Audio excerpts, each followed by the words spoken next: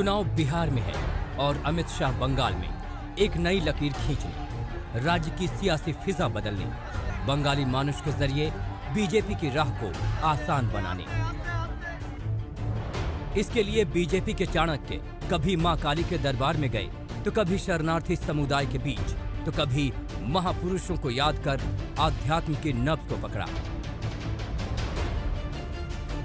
यात्रा के दूसरे दिन की शुरुआत अमित शाह ने मां काली के दरबार से की। पश्चिम बंगाल में बीजेपी की शक्ति को मजबूत करने के लिए अमित शाह ने दक्षिणेश्वर काली मंदिर में मां की शक्ति पूजा की और बंगाल से ममता सरकार को उखाड़ फेंकने का ऐलान कर दिया। बंगाल की महान जनता को आह्वान करना चाहता हूं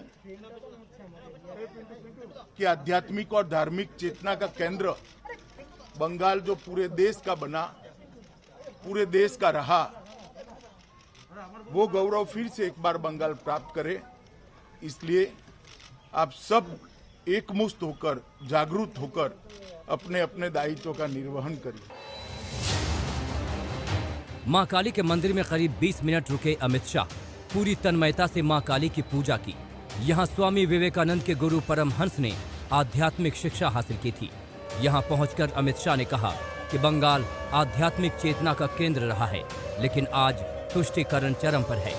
बंगाल की महान भूमि आध्यात्मिक चेतना को जगाने वाले लोगों की भूमि रही है और आज वही भूमि पर जिस प्रकार से अपीसमेंट की पॉलिटिक्स, तुष्टीकरण की पॉलिटिक्स चल रही है, इससे बंगाल की ये महान परंपरा आहत हुई है। दौरे के दूसरे दिन भी अमित शाह ने लंच डिप्लोमेसी का सहारा लिया। कोलकाता के गौरानगर में शरणार्थी समुदाय के आंगन में पांत बिठाई। मतुआ समुदाय के दिलों पर राज करने के लिए अमित शाह ने उनके घर जाकर जमीन पर बैठकर खाना खाया। साथ में दिलीप घोष समेत बीजेपी के दूसरे दिग्गज नेता भी मौजूद रहे। मतुआ समुदाय से आने वाले नवीन बिस्वास के घर शाह के लिए खाने का इंतजाम था। अमित शाह के लिए बिस्वास परिवार ने दिल से खाना तैयार किया था। चावल, रोटी, शुक्तो, मूंग दाल, चना दाल, पनीर, चटनी और खीर।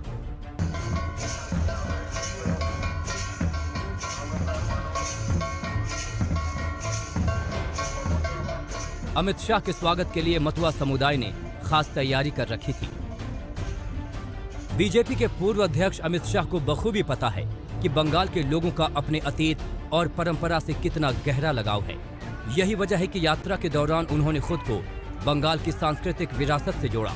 जाहिर है, बंगाल में इन्हीं पगडंडियों के जरिए अमित शाह 2021 की नई सियासी इबारत लिखना चाहते हैं, जिसकी झलक एक बार फिर देखने को भी मिली।